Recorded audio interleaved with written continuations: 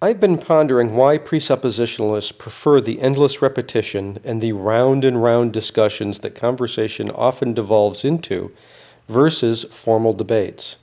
So in this short video, I'll try to answer the question, why won't they debate?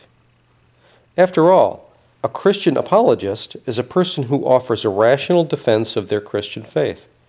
So you would think that a debate would be a good way for them to express their views, especially to people that have not heard it before.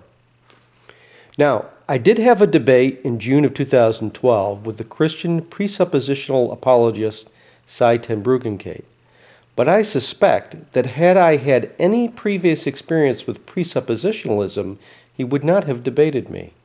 In fact, I was completely unaware of this particular apologetic and had a mere 5 weeks to prepare. When I recently asked Cy to debate me again, he said he won't debate me again because I've given up knowledge.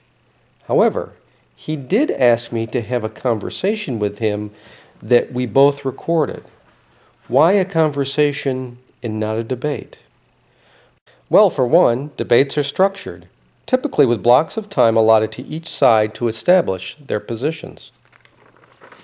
In my debate with Cy, we had the following format. Interestingly, Cy asked to have the question and answer period extended from the originally proposed 8 minutes to 10 minutes that I agreed to. And then he only asked me one question.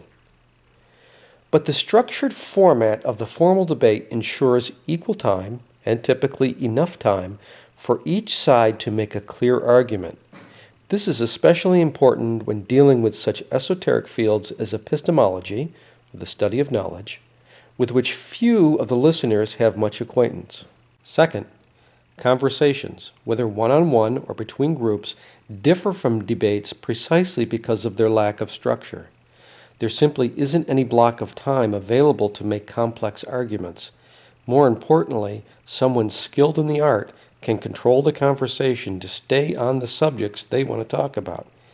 They can also interrupt and disrupt their opponents to prevent the development of embarrassing issues. In my talk with Cy, he did everything he could to delay and distract me from making an important point, even to the point of threatening to walk out of the conversation. Fortunately, I was aware of his tactics, and on this point at least, I was determined not to be bullied into silence. Nonetheless, immediately after I made my point, in this case about why Cy's definition of omnipotence renders the term meaningless, Cy offered no defense and instead quickly changed the subject. Had this been a formal debate, I could have flushed out even more of the supposed attributes of God, and the presup's inability to defend these attributes would have been even more glaring.